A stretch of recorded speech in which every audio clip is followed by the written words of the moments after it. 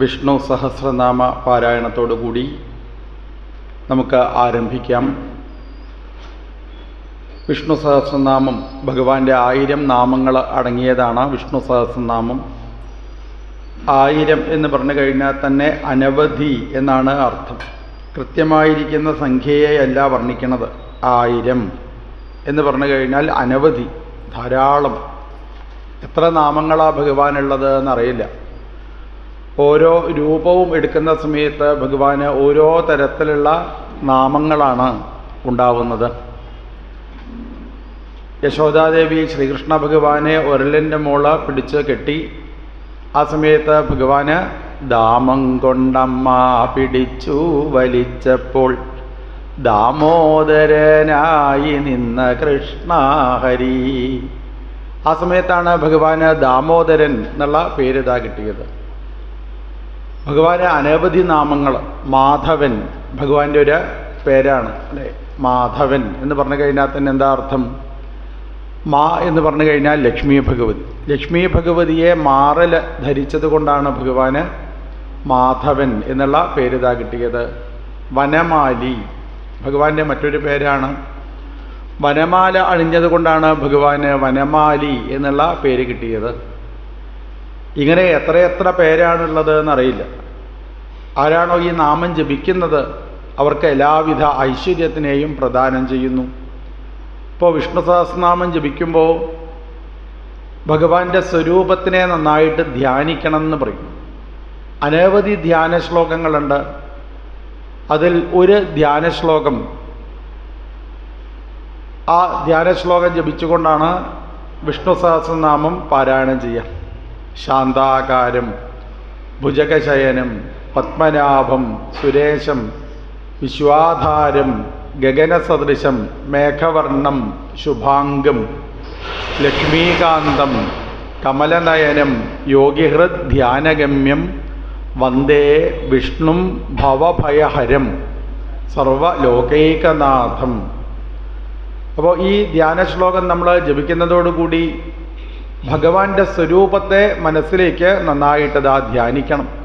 ശാന്തി ഉണ്ടാവാൻ, സമാധാനം ഉണ്ടാവാൻ വിഷ്ണു സഹസ്രനാമം ജപിച്ചാൽ മതി. ശാന്തി ഉണ്ടാവണമെന്നും സമാധാനം ഉണ്ടാവണമെന്നുമാണ് നമ്മളൊക്കെ ജീവിതത്തിൽ ആഗ്രഹിക്കുക. കുറേ പണം ഇങ്ങനെ കയ്യിൽ കിട്ടിയതുകൊണ്ട് മാത്രം ശാന്തി ഉണ്ടാവില്ല. വിവാഹം കഴിഞ്ഞത് കൊണ്ട് സുഖം ഉണ്ടാവുന്നില്ല. കുട്ടികൾ ഉള്ളത് കൊണ്ട് സുഖം ഉണ്ടാവുന്നില്ല. ഇത് വേണം, ഭഗവത് അനുഗ്രഹം ഉണ്ടായിരിക്കണം. അപ്പോഴേ നമുക്ക് ജീവിതത്തിൽ സുഖം ഉണ്ടാവുള്ളൂ. അപ്പോൾ ശാന്തിയോടുകൂടി സമാധാനത്തോടു കൂടിയിട്ട് ജീവിക്കണം എന്ന് വിചാരിക്കുന്നവർ വിഷ്ണു സഹസ്രനാമം പാരായണം ചെയ്താൽ മതി. ഭവഭയഹരം, ഈ ലോകത്തിൽ നിന്നും വരുന്നതായ എല്ലാവിധ ഭയത്തിനെയും ഇല്ലാതാക്കുന്നതാണ് വിഷ്ണു സഹസ്രനാമം. എല്ലാവിധ ഐശ്വര്യത്തിനെയും പ്രദാനം ചെയ്യുന്നതാണ് ലക്ഷ്മീകാന്തം.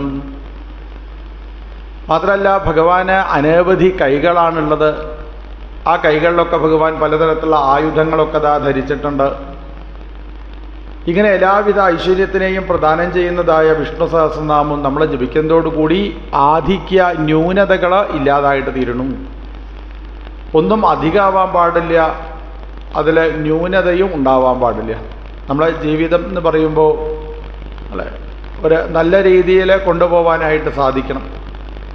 വല്ലാത്തതായ ഒട്ടലുണ്ടായിക്കഴിഞ്ഞാലോ വിവാഹം കഴിച്ചു ഭാര്യ മാത്രം, കുട്ടികളുണ്ടായി കുട്ടികൾ മാത്രം, അച്ഛനെ മാത്രം സ്നേഹിച്ച് അമ്മയെ മാത്രം നോക്കിക്കൊണ്ട് അവരൊക്കെ ധർമ്മത്തിനനുസരിച്ച് നമ്മൾ സ്നേഹിക്കുമ്പോൾ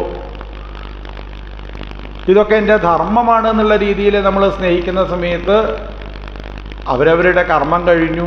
ഓരോരോ ആളുകളുടെയും പ്രാരബ്ധ കർമ്മത്തിനനുസരിച്ച് പല ശരീരവും എടുത്ത് അവരിതാ ഇവിടെ തൻ്റെ അടുത്ത് വന്ന് നിൽക്കണമെന്നുള്ള ഒരു ബോധം നമുക്ക് ഉണ്ടായിക്കഴിഞ്ഞാൽ അവരൊക്കെ എപ്പോൾ നമ്മുടെ അടുത്തുനിന്ന് യാത്രയായി കഴിഞ്ഞാലും നമുക്ക് യാതൊരു പ്രയാസവും ഉണ്ടാവില്ല. ഇങ്ങനെ പരമമായിരിക്കുന്ന ജ്ഞാനത്തിനെ നമ്മളിൽ ലഭിക്കുന്ന സമയത്താണ് നമുക്കത് ആനന്ദം ഉണ്ടാവുക, സന്തോഷത്തോടു കൂടി ജീവിക്കുവാനായിട്ട് സാധിക്കുക. ഈ ആധിക്യ ന്യൂനതകൾ ജീവിതത്തിൽ ഇല്ലാതായിട്ട് തീരാനാണ് നമ്മൾ എന്നും വിഷ്ണു സഹസ്രനാമം പാരായണം ചെയ്യുന്നത്. വിഷ്ണു സഹസ്രനാമ പാരായണത്തോടുകൂടി നമുക്ക് ആരംഭിക്കാം. ഗ്രന്ഥം കയ്യിലുള്ള ആളുകൾക്ക് നോക്കി ഇരിക്കാവുന്നതാണ്.